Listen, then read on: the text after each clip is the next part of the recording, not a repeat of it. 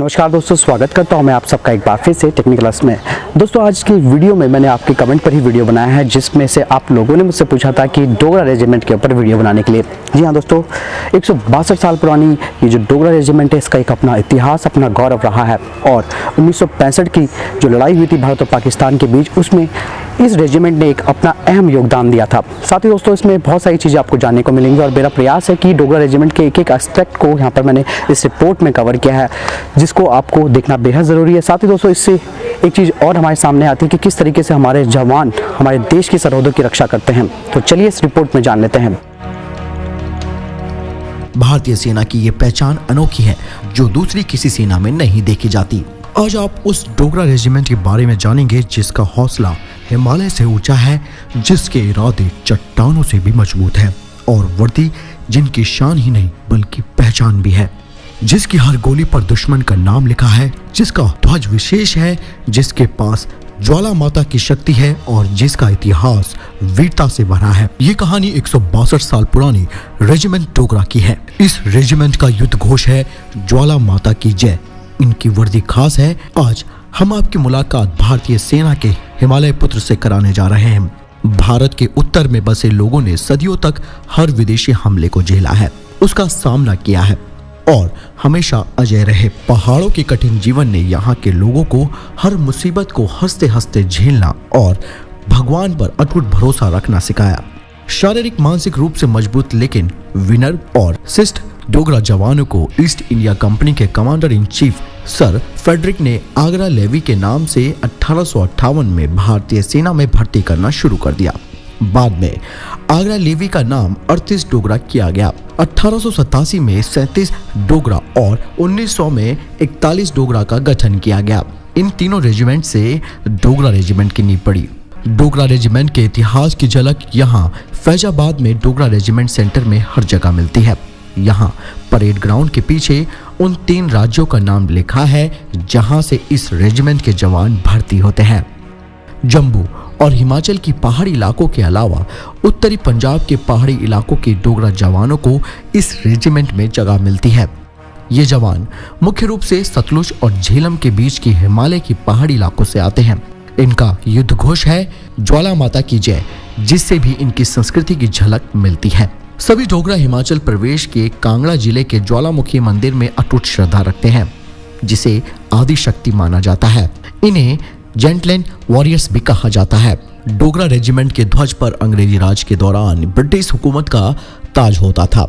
भारत के आजाद होने के बाद भारतीय सेना का पुनर्गठन हुआ और डोगरा रेजिमेंट भारतीय सेना का हिस्सा बन गई। इनमें कुछ नए हिस्से भी शामिल किए गए। ब्रिटिश सेना के डोगरा पलटनों के अलावा हिमाचल प्रदेश के मंडी, सुकैत, सिरमौर और चंबा के राजाओं की सेनाओं को डोगरा रेजिमेंट में लिया गया। उस दौरान डोगरा रेजिमेंट के ध्वज पर कौन सा चिन्ह होगा, इस बात पर लंबा विवाद और फिर रिसर्च भी हुआ। अंत में 2 चिन्हों के बीच मुकाबला हुआ। पहला कांगड़ा का किला, जिसे भारत के सबसे पुराने किलों में से एक माना जाता है। इस किले को जीतने के लिए अकबर को भी 2 पीढ़ी तक कोशिश करनी पड़ी थी और ये आज भी डोगरा राजवंश का गौरव है। दूसरा था मलाय का बाग, जो दूसरे विश्व युद्ध में बर्मा के मोर्चे पर डोगरा सैनिकों के शौर्य को याद दिलाता था। सेना में परंपराएं बनी रहती हैं।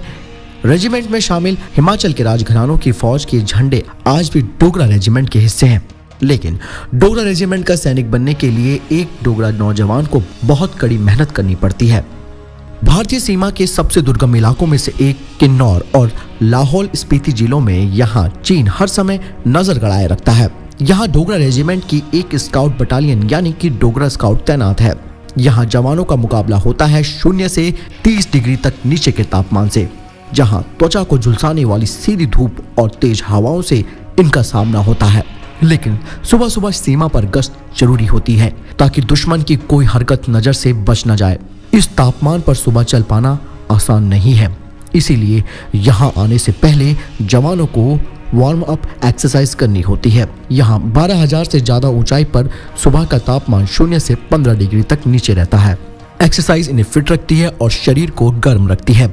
ऐसे लंबे रूट मार्च एरिया डोमिनेशन यानी इलाके में अपनी पकड़ बनाए रखने के लिए जरूरी होता है। यहाँ केवल पैदल चलना जरूरी नहीं है, पहाड़ों पर तेजी से चढ़कर लड़ने का हुनर रखना भी बेहद जरूरी है। इस हुनर के महारथी यहाँ पर बहुत है और उनकी जिम्मेदारी नए जवानों को पहाड़ों पर चढ़ने का हुनर सिखाना भी होती है। ये हुनर लड़ाई में काम आता है और माउंटेनियरिंग और रोमांच अभियानों में भी। यहाँ पर तैनात हर जवान जानता है कि अगर चीनी सेना आगे बढ़ी तो पहला मोर्चा उन्हें उन्हीं से लेना होगा।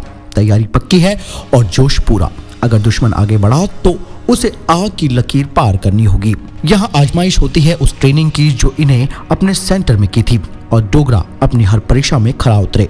1965 में पाकिस्तान ने ऑपरेशन जिब्राल्टर लॉन्च कर कश्मीर को छीनने की कोशिश की। लड़ाई भड़क गई। इस दौरान हाजीपीरा दर्रा भारतीय सेना के लिए बड़ी मुसीबत बना हुआ था। 28 अगस्त को भारतीय सेनाओं ने सीज फायर लाइन पार कर हाजीपार दर्रे पर कब्जा कर लिया। इस पर कब्जे के बाद पाक अधिकृत कश्मीर को 2 हिस्सों में बांटने के लिए उत्तर में उरी को, दक्षिण में पुंछ को जोड़ने का अभियान शुरू हुआ। ये बहुत मुश्किल लड़ाई थी और इस लड़ाई में 3 डोगरा और 6 डोगरा रेजिमेंट ने जबरदस्त लड़ाई के बाद महत्वपूर्ण ठिकानों पर कब्जा किया। ये 1965 की सबसे बड़ी जीत थी और पूरे देश ने उसका जश्न मनाया।